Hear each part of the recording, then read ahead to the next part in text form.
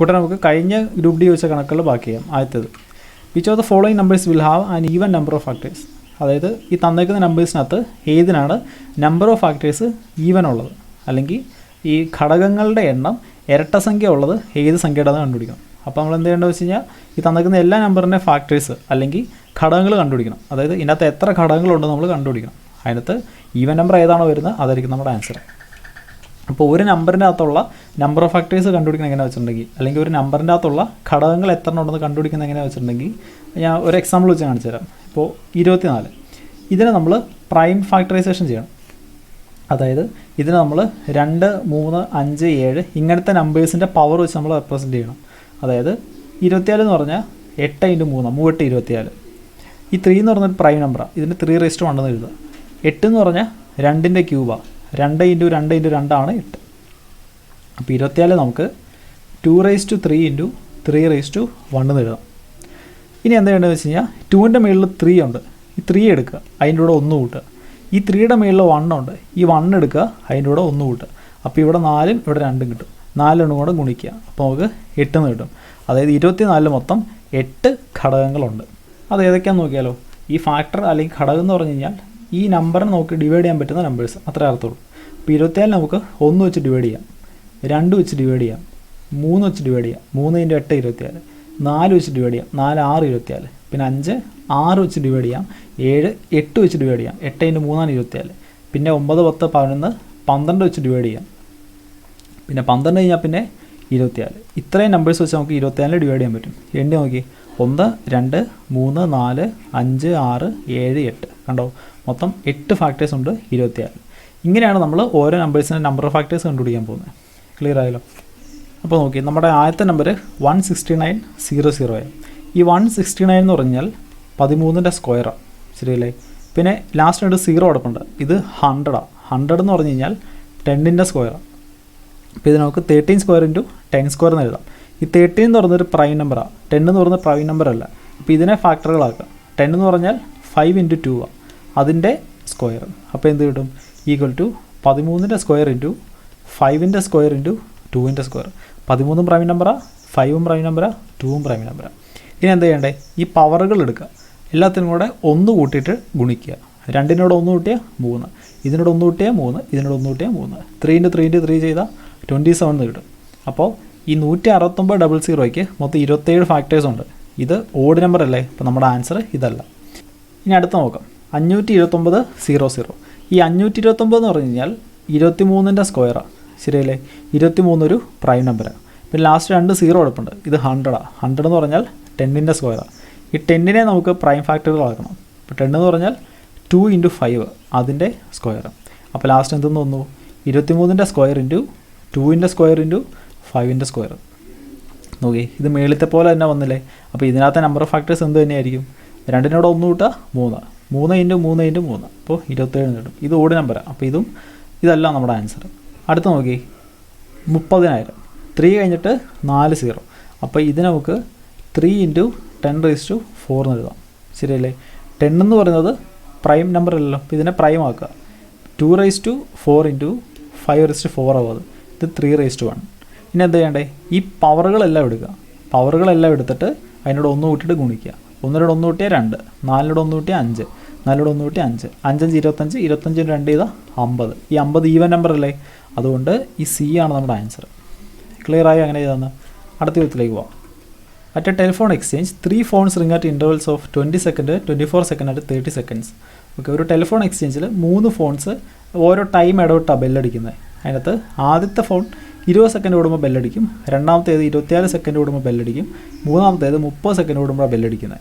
If they ring together at 11:25 AM, when will they next ring together? ഇവർ ഒരുമിച്ച് 11:25 ബെല്ലടിച്ചു. ഇനി അടുത്ത തവണ എപ്പോഴാണ് ഇവർ ഒരുമിച്ച് ബെല്ലടിക്കുന്നത് നമ്മുടെ ചോദിച്ചേക്കുന്നത്. അപ്പോൾ അത് കിട്ടാനായിട്ട് ഇവരുടെ ഇൻ്റർവെല്ലിൻ്റെ LCM എടുത്താൽ മതി. 20 24 30, 20 24 30 ഇവരുടെ LCM എടുത്താൽ മതി. LCM എന്ന് പറഞ്ഞു കഴിഞ്ഞാൽ ലോവസ്റ്റ് കോമൺ മൾട്ടിപ്പിൾ, അതായത് ഈ 3 നമ്പറും വെച്ച് ഡിവൈഡ് ചെയ്യാൻ പറ്റുന്ന ഏറ്റവും ചെറിയ നമ്പർ, അതാണ് LCM. അപ്പോൾ അത് കിട്ടാൻ വേണ്ടിയിട്ട് നമ്മൾ എന്ത് ചെയ്യുന്നത് വെച്ച് കഴിഞ്ഞാൽ ഇതിനകത്ത് ഏറ്റവും വലിയ നമ്പർ എടുക്കും 30. ഇതിനകത്ത് ബാക്കി നമ്പേഴ്സ് പോകുമെന്ന് കൊടുക്കും. പോയില്ലെങ്കിൽ ഈ നമ്പറിൽ ഇല്ലാത്ത ഫാക്ടേഴ്സ് ഇവിടെ നിന്ന് ചേർക്കും, അത്രയേ ഉള്ളൂ. അപ്പോൾ നോക്കി, ഇവിടെ 30 ഉണ്ട്, ഇവിടെ 20 ഉണ്ട്. 30 എന്ന് പറഞ്ഞാൽ 3 × 10, 20 എന്ന് പറഞ്ഞാൽ 2 × 10. ഈ 10 ഇവിടെയുണ്ട്, അതായത് 20-ലെ 10 ഇവിടെയുണ്ട്, 2 ഇവിടെ ഇല്ല, 2 കൂടെ ചേർത്താൽ പോരെ. അപ്പോൾ ഇത് ഇൻറ്റു 2 ചെയ്യുക. അപ്പോൾ ഇത് എത്രയാവും? 60 ആവും. ഇനി അടുത്തത് 24. 24 എന്ന് പറഞ്ഞാൽ 6 × 4, 60 എന്ന് പറഞ്ഞാൽ 6 × 10. 24-ലെ 6 ഇവിടെയുണ്ട്, പിന്നെ ഇവിടെ 4 എന്ന് പറഞ്ഞാൽ 2 × 2, 10 എന്ന് പറഞ്ഞാൽ 2 × 5. 2 × 2-നകത്ത് ഒരു 2 ഇവിടെയുണ്ട്, ഒരു 2 കൂടെ ചേർത്ത് കഴിഞ്ഞാൽ 24 ഇവിടെ കയറിയിട്ടു. അപ്പോൾ 60 × 2 ചെയ്യുക, അപ്പോൾ 120 ആവും.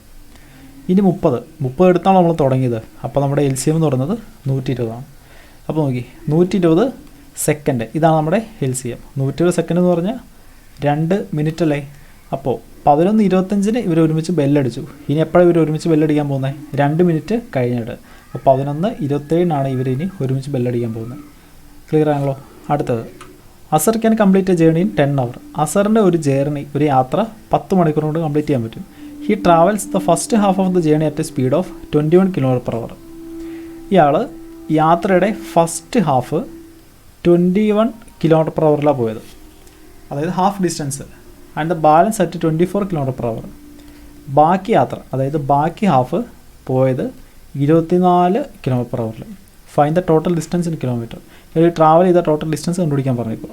ഓക്കെ, നമുക്ക് പുള്ളി ഫസ്റ്റ് ഹാഫ് ട്രാവൽ ചെയ്ത സ്പീഡും സെക്കൻഡ് ഹാഫ് ട്രാവൽ ചെയ്ത സ്പീഡ് തന്നിട്ടുണ്ട്, ടോട്ടൽ ടൈമും തന്നിട്ടുണ്ട്. ഇപ്പോൾ നോക്കി, പുള്ളി 2 കേസിലും ട്രാവൽ ചെയ്ത ഡിസ്റ്റൻസ് സെയിമാണ്.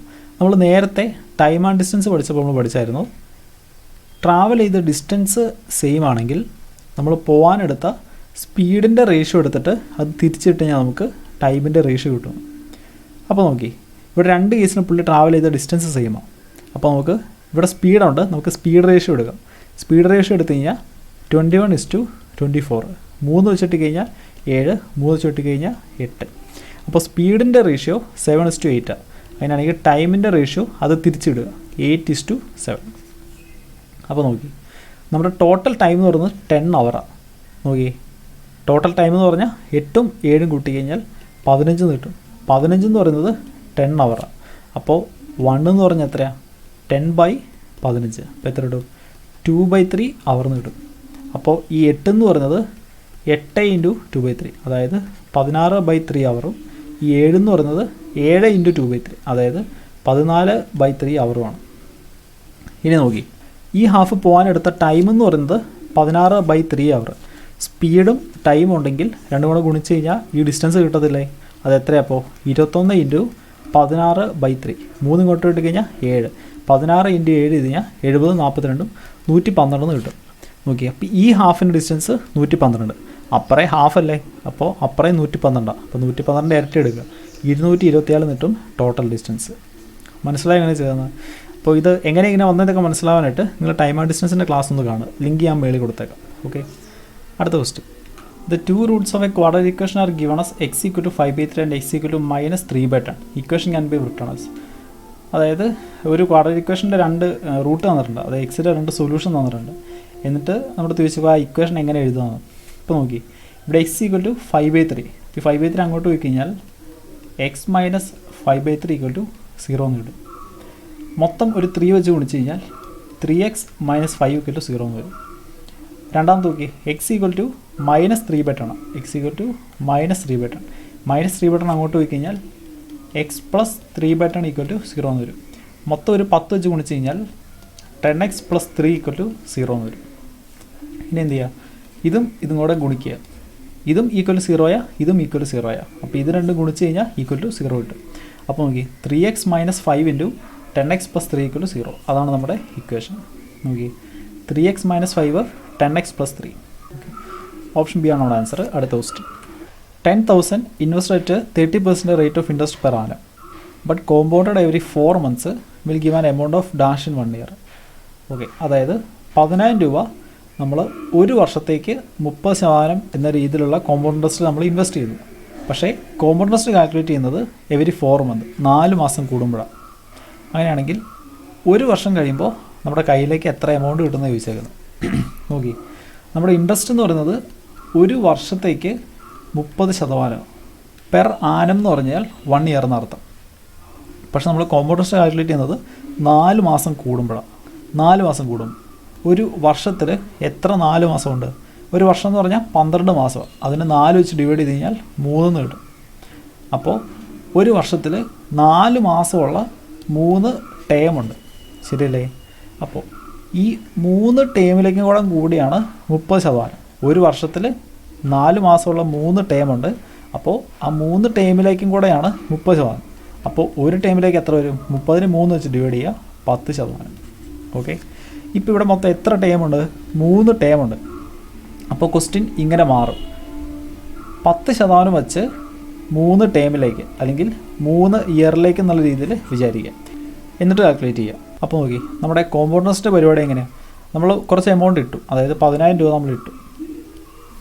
ഇനി ഇവിടെ ഒരു ടേമിൽ 10%, അങ്ങനെ 3 ടേമിലേക്കാണ് നമ്മൾ ഇൻവെസ്റ്റ് ചെയ്യുന്നത്.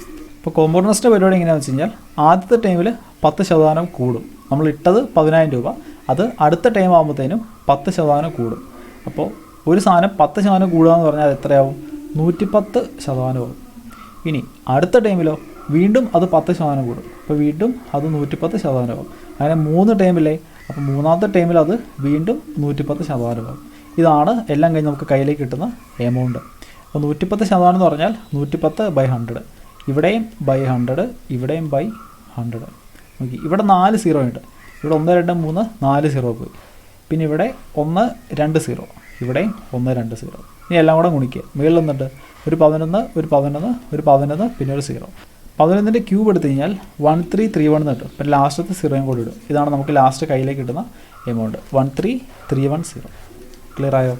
അടുത്തത്, which of the numbers given below is not divisible by 4? താഴെ നിൽക്കുന്ന ഏത് നമ്പറിനെയാണ് 4 വെച്ച് ഡിവൈഡ് ചെയ്യാൻ പറ്റാത്തതെന്ന് വെച്ചേക്കുന്നത്. ഈ 4 വെച്ച് ഡിവൈഡ് ചെയ്യാൻ പറ്റുന്നത് എങ്ങനെയാണ് നമ്മൾ നോക്കുന്നത്? ലാസ്റ്റ് 2 ഡിജിറ്റ് എടുക്കുക, ഏത് നമ്പറിനാണെങ്കിലും.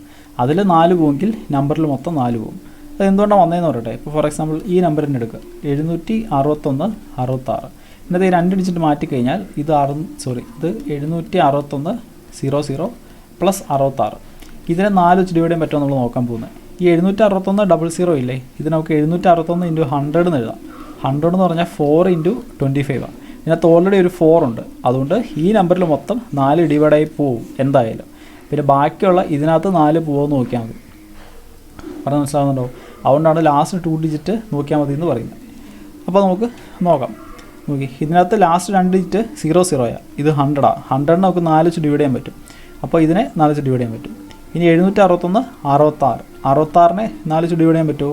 ഒരു 4 4, പിന്നെ 2. 26ന് 4 വെച്ച് ഡിവൈഡ് ചെയ്യാൻ പറ്റത്തില്ല. 4 6 24, പിന്നെ 2 ശിഷ്ടം വരും. അപ്പോൾ നമ്മുടെ ആൻസർ ഇതാണ്. ഇതിനാണ് 4 വെച്ച് ഡിവൈഡ് ചെയ്യാൻ പറ്റാത്തത്.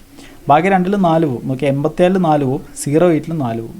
ബി തന്നെയാണ് നമ്മുടെ ആൻസർ. അടുത്ത question, 3 categories of employees get wages in the ratio 1:2:3. 3 കാറ്റഗറിയിലെ employees ഉണ്ട്. അവരുടെ വേജിൻ്റെ റേഷ്യോ വന്നിട്ടുണ്ട് 1:2:3. If they get increments of 5%, 10%, 15% respectively. ആദ്യത്തെ ആൾക്ക് 5% ഇൻക്രിമെൻറ്റ് കിട്ടി, രണ്ടാമത്തെ ആൾക്ക് 10%, മൂന്നാമത്തെ ആൾക്ക് 15% ഇൻക്രിമെൻറ്റ് കിട്ടി. അതിനാണെങ്കിൽ what will be the new ratio of their wages? ഇവരുടെ വേജിൻ്റെ പുതിയ റേഷ്യോ കണ്ടുപിടിക്കാൻ പറഞ്ഞേക്കും. നോക്കി, ആദ്യത്തെ ആൾ 1, രണ്ടാമത്തെ ആൾ 2, മൂന്നാമത്തെ ആൾ 3. ഈ ആൾക്ക് 5% ഇൻക്രിമെൻറ്റ് കിട്ടി. അപ്പോൾ 5% കൂടുക എന്ന് പറഞ്ഞാൽ എത്രയാവും? 105% ആവും. രണ്ടാമത്തെ ആൾക്ക് 10% ഇൻക്രിമെൻറ്റ്. അപ്പോൾ ഇയാളുടെ എത്ര വരും? 110% ആവും. മൂന്നാമത്തെ ആളുടെ 15% ഇൻക്രിമെൻറ്റ് കിട്ടുന്നത്. അപ്പോൾ അത് 115% ആവും. ഇനി റേഷ്യോ എടുക്കുക, പെർസെൻറ്റേജ് എല്ലായിടത്തും പോകും. ഇനി 5 വെച്ച് വെട്ടാം. 5 വെച്ച് വെട്ടി ഇവിടെ 21 വരും. ഇവിടെ 5 വെച്ച് വെട്ടി കഴിഞ്ഞാൽ ഇവിടെ 22 വരും. ഇവിടെ 5 വെച്ച് വെട്ടി ഇവിടെ 23 വരും. ഇനി എന്തെങ്കിലും ഉണ്ടോ കോമൺ ആയിട്ട് പോകാനായിട്ട്? ഇല്ല. അപ്പോൾ എല്ലാം കൂടെ ഗുണിക്കുക. 21:22 2 ഇതാ 44:23 23 × 3 ഇതാ 69. 21 44 69. ഇതാണ് നമ്മുടെ ആൻസർ. ഓക്കെ, അടുത്തത്, the area of a circle is 616 square metre. ഒരു സർക്കിളിൻ്റെ ഏരിയ 616 സ്ക്വയർ മീറ്റർ. അങ്ങനെയാണെങ്കിൽ ഡയമീറ്റർ കണ്ടുപിടിക്കാൻ പറഞ്ഞിരിക്കുക. സർക്കിളിൻ്റെ ഏരിയ എന്ന് പറഞ്ഞാൽ πr². പൈ എന്ന് പറഞ്ഞാൽ 22/7. r² = 616. 22. ഇത് നമുക്ക് 11 വെച്ച് വെട്ടിക്കഴിഞ്ഞാൽ ഇവിടെ 2 വരും. ഇവിടെ 11 വെച്ച് വെട്ടാൻ പറ്റുമെന്ന് നോക്കി. എങ്ങനെയാണ്? ഓൾട്ടർനേറ്റ് ആയിട്ടുള്ള നമ്പേഴ്സ് ആഡ് ചെയ്യുക. 6 6 12, പിന്നെ 1. വ്യത്യാസം എടുത്താൽ 0യോ 11 വരണം. ഇവിടുത്തെ വ്യത്യാസം 11. അപ്പോൾ നമുക്ക് 616നെ 11 വെച്ച് ഡിവൈഡ് ചെയ്യാൻ പറ്റും. അപ്പോൾ ഇവിടെ 22 നമ്മൾ 11 വെച്ച് ഡിവൈഡ് ചെയ്തു, അപ്പോൾ 2 വന്നു. ഇവിടെ 11 വെച്ച് ഡിവൈഡ് ചെയ്ത് കഴിഞ്ഞാൽ 5. 55 6 61 6 എന്ന് വന്നു. ഇനി 2 അങ്ങോട്ട് കൊടുത്തു കഴിഞ്ഞാൽ എത്ര ഇടും? 28 എന്ന് വരും. അപ്പോൾ R² ഈക്വൽ ടു 28 ഇൻറ്റു 7. 28 എന്ന് പറഞ്ഞാൽ 7 ഇൻറ്റു 4, വീണ്ടും ഒരു 7. അപ്പോൾ R² ഈക്വൽ ടു 7² ഇൻറ്റു 4 എന്ന് പറഞ്ഞാൽ 2ൻ്റെ സ്ക്വയർ. അപ്പോൾ R ഈക്വൽ ടു രണ്ടിടത്തും റൂട്ട് എടുക്കുക. 7 ഇൻറ്റു 2 അതായത് 14. അപ്പോൾ റേഡിയസ് ഇട്ട് 14. അപ്പോൾ ഡയമീറ്റർ എത്രയായിരിക്കും? 14ൻ്റെ ഇരട്ടി 28. ക്ലിയർ ആയോ? അടുത്തത് find the median, mode and mean of. ഈ നമ്പേഴ്സിൻ്റെ മീഡിയനും മോഡും മീനും കണ്ടുപിടിക്കുക. മീൻ കിട്ടാനായിട്ട് എല്ലാം കൂടെ ആഡ് ചെയ്യുക, നമ്പർ വെച്ച് ഡിവൈഡ് ചെയ്യുക. മോഡ് കിട്ടാനായിട്ട് ഇതിനകത്ത് ഏറ്റവും കൂടുതൽ തവണ വന്നേക്കുന്ന നമ്പർ ഏതാണെന്ന് നോക്കിയാൽ മതി. മോഡ് നമുക്ക് എളുപ്പത്തിൽ കണ്ടുപിടിക്കാൻ പറ്റും. പിന്നെ മീഡിയൻ എന്ന് പറഞ്ഞാൽ നമ്പേഴ്സിനെ അസെൻഡിങ് ഓർഡറിലോ അല്ലെങ്കിൽ ഡിസെൻഡിങ് ഓർഡറിലോ എഴുതുക. അതിനകത്ത് നടുക്ക് വരുന്ന നമ്പറായിരിക്കും നമ്മുടെ മീഡിയൻ. അപ്പോൾ നോക്കി, നമ്മൾ ഓപ്ഷൻസ് ഒന്ന് നോക്കിക്കഴിഞ്ഞാൽ ഇതിനകത്ത് ഓപ്ഷൻ സിയുടെ ലാസ്റ്റത്തെ മാത്രം വ്യത്യാസമാണ്, ബാക്കി എല്ലാവരുടെയും സെയിമാണ്. അതുപോലെ ഓപ്ഷൻ ബിയുടെ നടുക്കത്തെ മാത്രം വ്യത്യാസമാണ്, ബാക്കിയെല്ലാം സെയിമാണ്. അപ്പോൾ നമുക്കൊരു കാര്യം ചെയ്യാം. നമുക്ക് ആദ്യം ലാസ്റ്റ് വരുന്നത് മീൻ അല്ലേ, നമുക്ക് ഇതിൻ്റെ മീൻ കണ്ടുപിടിക്കാം. മീൻ 8 ആണെങ്കിൽ ഈ ഓപ്ഷനാണ് നമുക്ക് ഉറപ്പിക്കാമല്ലോ. അപ്പോൾ നോക്കി, മീൻ കിട്ടാനായിട്ട് എല്ലാം കൂടെ കൂട്ടുക, നമ്പർ വെച്ച് ഡിവൈഡ് ചെയ്യുക. മൊത്തം എത്ര പേരുണ്ട് നോക്കി? 1 2 3 4 5 6 7 8 9 9 പേരുണ്ട്. ഇനി എല്ലാം കൂടെ കൂട്ടുക. 9 1 2 3 4 അവിടെ ഉണ്ട്, 4 9 36. ഇനി 8 1 2 3 അവിടെ ഉണ്ട്, 3 8 27. പിന്നെ ആരുള്ളത്? ഒരു 7 ഒരു 5 12. അപ്പോൾ 6 4 12 12 2 ഇഷ്ടം 1 3 3 6 1 7 72 9 വെച്ച് ഡിവൈഡ് ചെയ്താൽ 8 എന്ന് കിട്ടും. കണ്ടോ? അപ്പോൾ ഓപ്ഷൻ സി ആണ് നമ്മുടെ ആൻസർ. ഇനിയിപ്പോൾ ഇങ്ങനെ അത് ചെയ്യാൻ പറ്റിയില്ലെങ്കിൽ ഒരു കുഴപ്പമില്ല. ഇപ്പോൾ നമുക്ക് ഈ മീൻ കിട്ടിയില്ലേ 8, മോഡ് നമുക്ക് കിട്ടും. ഇതിനകത്ത് ഏറ്റവും കൂടുതൽ വന്നേക്കണ ഏതാ? 9. ഇനി മീഡിയൻ എന്ന് പറഞ്ഞാൽ നമ്പേഴ്സിന് അസെൻഡിങ് ഓർഡറിലോ ഡിസെൻഡിങ് ഓർഡറിലോ എഴുതുക. അതിനകത്ത് നടുക്ക് വരുന്ന നമ്പർ കണ്ടുപിടിക്കും. അപ്പോൾ നോക്കി, ഇവിടെ നമുക്ക് അസെൻഡിങ് ഓർഡറിൽ തന്നെ എഴുതാം. ആദ്യം വരുന്ന 5, പിന്നെ 7, പിന്നെ 8 3 തവണയുണ്ട്, പിന്നെ 9 1 2 3 4 തവണയുണ്ട്, 9 9 9 9. അപ്പോൾ നോക്കി, മൊത്തം ഇവിടെ 9 നമ്പേഴ്സ് ഉണ്ട്. 9 ഒരു ഓഡ് നമ്പറാണ്. ഓഡ് നമ്പർ ഓഫ് ആൾക്കാരുണ്ടെങ്കിൽ കൃത്യം നടുക്ക് ഒരാൾ വരത്തുള്ളൂ. അപ്പോൾ 9ൽ നിന്ന് ഒരാൾ നടുക്ക് കിട്ടും. ബാക്കി എത്ര പേരുണ്ട്? 8 പേര്. ആ 4 പേര് ഇവിടെ 4 പേര് ഇവിടെ കിട്ടും. അപ്പോൾ 4 4 8, ലാസ്റ്റ് ഒരാൾ 9. അപ്പോൾ നടുക്കത്തെ ആൾ ഫ്രണ്ടിൽ നിന്ന് 5ാമത്തെ ആളായിരിക്കും. നോക്കി, 1 2 3 4 5 1 2 3 4 5 8 ആയിരിക്കും നമ്മുടെ മീഡിയം എന്ന് പറയുന്നത്. ഓക്കെ, അടുത്ത question. At what percentage simple interest per annum a certain sum will double in 10 years? അതായത് സിമ്പിൾ ഇൻട്രസ്റ്റിൽ എത്ര പെർസെൻറ്റേജ് നമ്മൾ ഇൻവെസ്റ്റ് ചെയ്യുമ്പോഴാണ് 10 വർഷം കൊണ്ട് നമ്മൾ ഇട്ട എമൗണ്ട് നമുക്ക് ഇരട്ടിയായിട്ട് കൈ കിട്ടുന്നതാണ്. ഈ സിമ്പിൾ ഇൻട്രസ്റ്റിൽ നമ്മൾ ഇട്ട എമൗണ്ട് നമുക്ക് ഇരട്ടിയായിട്ട് കിട്ടണമെങ്കിൽ നമ്മൾ ഇട്ടത് എമൗണ്ട് അത്രയും തന്നെ നമുക്ക് ഇൻട്രസ്റ്റ് ആയിട്ട് കിട്ടണം. ഇപ്പോൾ ഫോർ എക്സാമ്പിൾ ഞാനൊരു 100 രൂപ ഇൻവെസ്റ്റ് ചെയ്തു, 100 രൂപ ഞാൻ പ്രിൻസിപ്പലായിട്ട് ഇൻവെസ്റ്റ് ചെയ്തു. എല്ലാം കഴിഞ്ഞ് എനിക്ക് തിരിച്ച് 200 രൂപ കയ്യിലേക്ക് കിട്ടണം. 200 രൂപ കയ്യിലേക്ക് കിട്ടണമെങ്കിൽ എനിക്ക് ഇൻട്രസ്റ്റ് എത്ര കിട്ടണം? 100 തന്നെ കിട്ടണം. പറയുന്നത് മനസ്സിലാവുന്നുണ്ടോ? അപ്പോൾ നമ്മൾ ഇടുന്നത് ഒരു X രൂപയാണെന്ന് വിചാരിക്കുക. നമ്മുടെ റേറ്റ് എത്രയാണെന്ന് അറിയത്തില്ല, R/100. ഇത് 10 വർഷത്തേക്ക് നമ്മൾ ഇടുന്നത്. ഇത്ര ഇട്ട് കഴിയുമ്പോൾ നമുക്ക് ഇൻട്രസ്റ്റ് ആയിട്ട് എത്ര കിട്ടണം? ഇട്ട എമൗണ്ട് തന്നെ കിട്ടണം. മനസ്സിലാവുന്നുണ്ടോ? ഇനി ഇത് വിട്ട് കളയുക, എക്സും പോയി, 10 താഴത്തേക്ക് വിട്ടിക്കഴിഞ്ഞാൽ 10. അപ്പോൾ R = 10% കിട്ടും. ഓക്കെ, ഇതാണ് നമ്മുടെ ആൻസർ. അപ്പോൾ കൂട്ടുകാർ, ഇന്നത്തേക്ക് ഇത്രയും ക്വസ്റ്റ്യൻസേ ഉള്ളൂ. നിങ്ങൾക്ക് എന്തെങ്കിലും ഡൗട്ടോ കാര്യങ്ങളോ ഉണ്ടെങ്കിൽ നിങ്ങൾ കമൻറ്റ് അല്ലെങ്കിൽ ഗ്രൂപ്പിലുണ്ട് യൂസ് ചെയ്യുക. ഓക്കെ, ബാക്കി നമുക്ക് അടുത്ത ക്ലാസ്സിൽ ചെയ്യാം.